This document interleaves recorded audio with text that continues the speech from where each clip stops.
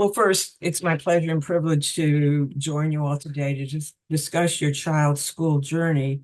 So we'll get right to it. Very often, children with Prader-Willi syndrome do quite well entering school at the same time and at the same age as other children. Many are able to keep up with the work until sometimes ages 9 to 11. This is a time when the social and academic gap widens. Friends may pull away because the child with Prader-Willi syndrome does not interact in an acceptable preteen manner. Academic learning becomes more abstract and conceptual rather than fact-based. Children with PWS are often touted as being good readers, but while they may have excellent word recognition skills and memory for facts, they generally are unable to discuss the whys and wherefores of a story at this time. It's during this period that we are most likely to see an increase in acting out behaviors. They're aware that they can't keep up. They become frustrated with academic failures. So this is when the parents and the school team need to come together to identify challenging yet less stressful educational options for the child. It could be just a matter of pulling the child out of the regular classroom for their most difficult subjects, like math often, or the school may have a partial or all-day classroom with teachers specially trained with learning and developmental disabled students. In some cases, it may be determined that the child would be best served in a separate school designed for children with intellectual and behavioral challenges. But what I can say from experience is that acknowledging your child's strengths and their needs and providing a suitable school placement can make all the difference in their success and happiness and yours as well. As much as you want your child to complete their education with a traditional degree or certificate, both you and your child will fare much better in an environment where your child can achieve realistic goals, make friends, and look forward to going to school each day. Now, part of school preparation should include a developmental assessment for the very young children to establish their starting skills. After age 8 and beyond, a full cognitive, social, and academic eval should be administered. This will assist the school in determining the most appropriate school setting, as well as establishing realistic goals and expectations. Continued assessment should occur at key educational transitions. It's not one and done. So let's set the stage for this important time in your child's life. Preparing your child for school begins well before the start of the school year. The preparation for transition needs to happen not only at the beginning of the school journey, but at each transition from one educational level to another, or changing from one school to another. Here's a few ideas on how to facilitate that transition by introducing your child to the school with an honest yet positive picture of who he is at a particular point in time. One thing a lot of parents do is prepare a pamphlet about their child, title it All About Jack. Include a recent photo or two of your child enjoying a favorite activity, perhaps a photo of the family and pets. Have a section entitled Strengths, Gifts, and Abilities. Describe your child's positive qualities, such as loving, caretaking, eager to please. Include your child's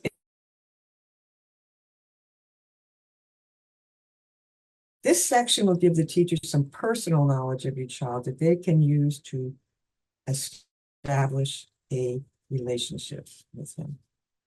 Have a section entitled What Helps Jack? Adequate wait time for responses, praise, simple one-step commands. Include a brief section on Prader-Willi syndrome as pertains to your child at this time. Describe hyperphagia and what it means to have a food-free environment and how to keep your child from accessing food throughout the day. Have a section describing any specific issues that Jack has: food seeking, skin picking, drowsiness, the need to finish, or high anxiety around change. And how do you manage these situations? Talk about what you do that works. Give concrete examples the teacher might encounter in the classroom. And on a positive note, you will find Jack to be a happy addition to your classroom as long as he knows that you understand him and like him. He's a people pleaser at heart. and update this annually. The kids change, as you know. If at all possible, visit the school with your child before classes begin. Teachers are often in their classrooms getting things set up prior to the start of the school year. If not possible, walk or drive by the school, pointing out the playground and any other notable characteristics. Meet with the teacher and clinicians or anyone else around. Tour the classroom so your child will be more familiar and less anxious when he starts school. Review your All About Jack brochure. Do not overwhelm the teacher by handing over a pile of articles and lists of videos on the very first day, and I know you want to. They won't have time to look at them just prior to school, and the information they contain won't resonate without knowing your child. Offer these resources over time and as questions and concerns arise. One caveat, a document with key information on medical and health issues should be provided and briefly reviewed with the teacher and the nurse. Consider putting together a succinct nursing plan as pertains to your child. Do not include a medical history from birth to present. Some of the areas you might want to address are high pain threshold. Explain that any injury or fall, no matter how small, may require treatment. Document the injury, noting any visible signs like bruises. Kids with Prader-Willi bruise easily, and bruises can be misinterpreted as abuse. Request that any such instances be relayed to you immediately, even if the child is not complaining about pain, which they probably aren't. Talk about temperature dysregulation. As you know, they do not experience hot and cold as we might. Their basal temperature is typically lower than normal and may vary throughout the day. So as seasons change or outside temperatures fluctuate, teachers should have an extra jacket for the cold and be prepared to remove layers when it's hot. Lack of vomiting reflex. School staff should know that children with Prader-Willi rarely, if ever, vomit, even when very sick or upon ingesting inedible food or even poison. If the child does vomit, it's most likely that they are in a very serious emergency situation. They have many and varied GI issues, as you know. One area to monitor at school is swallowing difficulty. Encourage sips of water between bites of food. Monitor for choking. Have the child take a walk or engage in mild exercise after lunch to aid in digestion. Poor muscle tone and balance, which means that expectations about physical activity may need to be modified. A physical therapy or physiotherapy eval should occur prior to any rigorous exercise program. Walking and swimming are generally safe. Children with Prader-Willi syndrome have numerous dental problems for a variety of reasons. Having them brush their teeth after lunch would contribute greatly to improved oral health. And your child may have specific health issue that the school should be aware of. Include them in your health plan and how they should be managed. So, training by a Prader-Willi professional is quite beneficial. Even though you have expertise about your child, and some or even a lot about Prader-Willi syndrome, find a specialist to provide training to all school staff who will be involved in child's education. Videotape the session in order to clarify any confusion after the fact and for use with new staff. The purpose of having a recognized PWS specialist is because they often carry more weight than a parent, as they have had experience with many children with Prader-Willi syndrome versus your experience with primarily your child. Of course, it is necessary to provide a general overview of Prader-Willi to the school upon entering, hence your All About Jack brochure.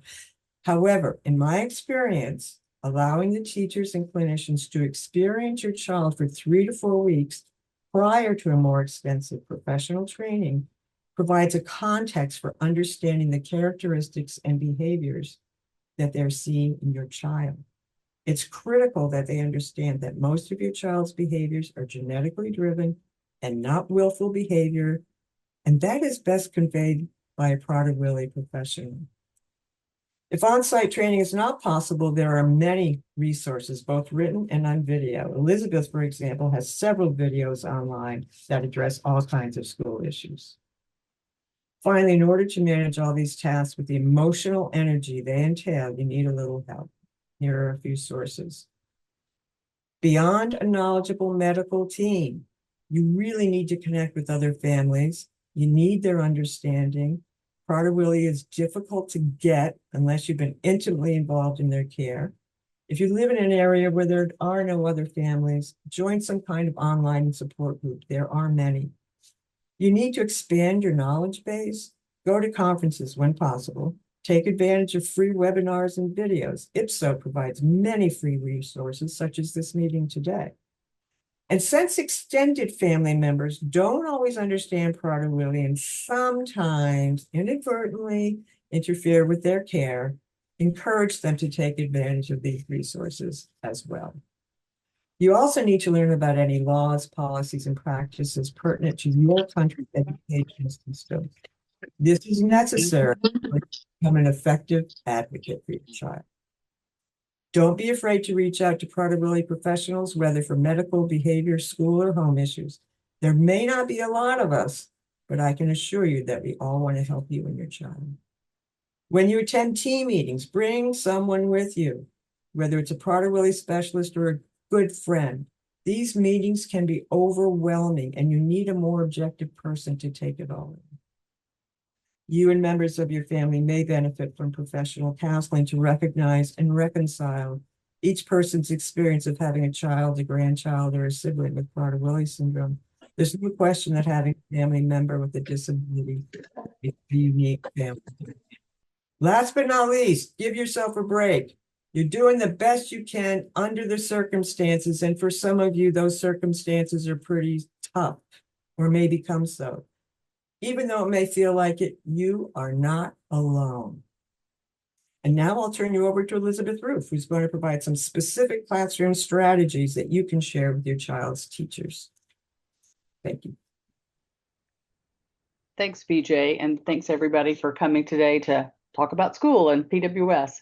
So there are some tools that you need for a successful school fit for your child.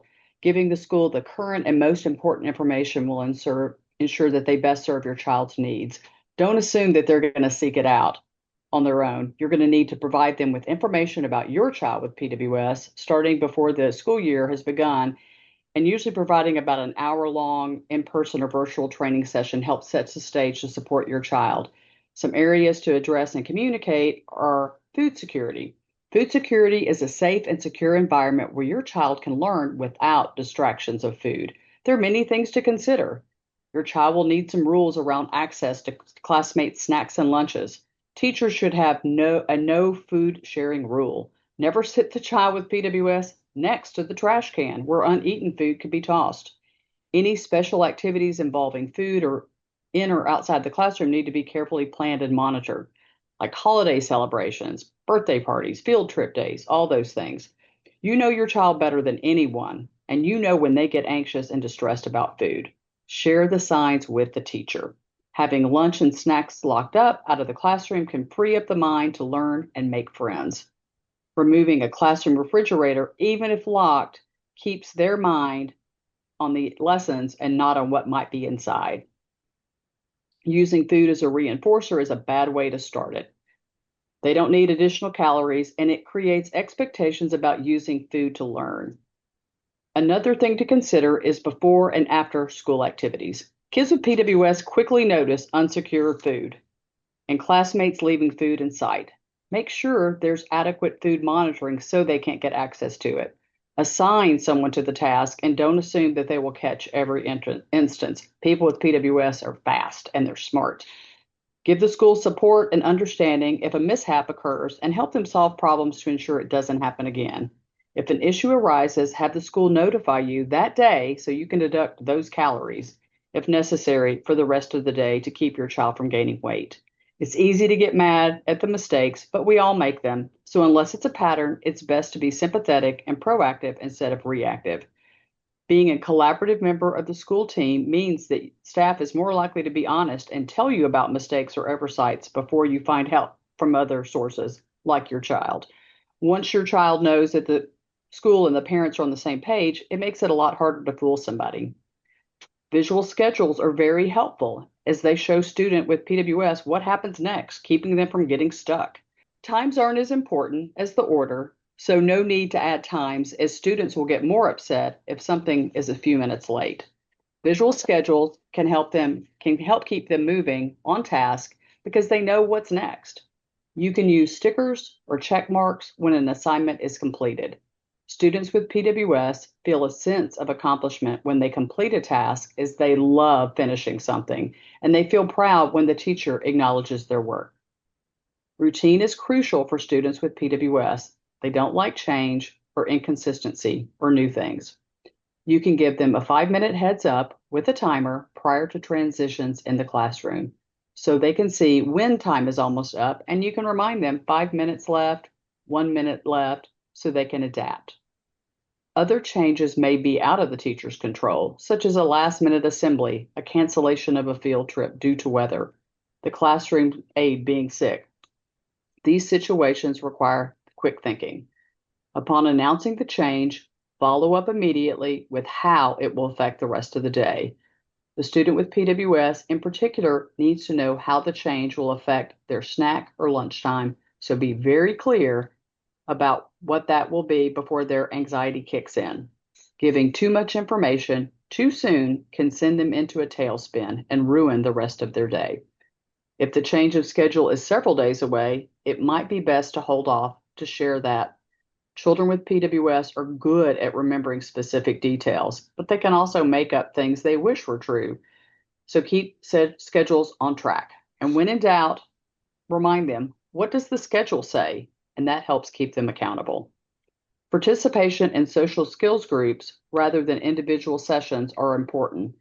People with PWS often have significant deficits in understanding how friendships work. They often like to boss other children around or get stuck on their own favorite topics, not realizing that other people have different interests. Learning to take turns, listen and respond to others, and learning the rules of friendship can go a long way to help them develop social and emotional skills for a lifetime. They don't really learn by watching others, so skills must be taught directly and concretely with lots of group and real life practice, and lots of feedback is often needed. For very young children, academic goals should be based on current developmental assessments, which provides a good baseline of their starting skills. For older children, a full cognitive and academic evaluation will help in developing plans tailored to their needs. Some students need to be pulled out just for therapies, and others need a full self-contained classroom, and others do well in a regular classroom. There is no one size fits all, as each child has specific learning styles. Very young children often benefit from therapies like physical therapy, occupational therapy, and speech and language therapy. Ideally, your child might receive these services even before they enter school, with the likelihood that some, especially speech and language, will continue throughout their school years. These therapies give the student every advantage in the classroom and continued growth with practice at home. Just doing it at school is not going to cut it. Sleepiness in the classroom should be addressed, as it can be true sleepiness, like from sleep apnea. In those cases, it might be helpful to build in a nap schedule or move tougher academics to the part of the day where your child is most alert. Boredom, lecture style teaching, and having work that's too hard can lead your child to checking out and going off to sleep to avoid these problems. Using movement breaks is a great way to head off sleepiness. Giving them hands-on tasks, walking around, preparing materials are all ways to incorporate physical activity into their day. Exercising can also help calm your child by providing sensory input and increase their calorie burn, which is much lower than other children. Adapting physical education classes to address their motor skills and balance is also helpful and can lead to a child being less sleepy during the day. If your child has had a bad night's sleep, letting the school know can help them adapt, as emotional and behavior problems occur more when they're sleep deprived. All children with PWS should have a sleep study, as 80% have a diagnosed obstructive sleep apnea, for which there are several successful treatments. Behavioral support plays a crucial role in school success. Your child is likely to get frustrated with things when they don't go the way they expect. Having well-matched designated aid provides a trusted adult who can redirect behavior before it starts and reteach skills that are difficult for them. It can also help keep food issues at bay, as those watchful eyes will see trouble before it starts. As your child enters the preteen years, an increase in challenging school behaviors might appear. As BJ mentioned, this is when social and academic gap widens and the kid becomes increasingly frustrated and anxious. It is likely that the school team will have no idea how to manage these new behaviors. So it's really important for parents to reach out to a PWS professional to guide the team in developing a proactive behavior support plan. Even the best behavioral specialist will need the expertise of someone deeply familiar with PWS. Communication is a key part to being on the team. Setting up regular ways to communicate will keep everyone in the loop and make sure all the team members are on the same page. Emails, phone calls, occasional text, or more formal ways, such as meetings, are all necessary. Parents should not withhold information that might be helpful in making the teacher aware, especially of good or bad news, so they can act accordingly. Teacher communication should never feel like it's just negative criticism of your child.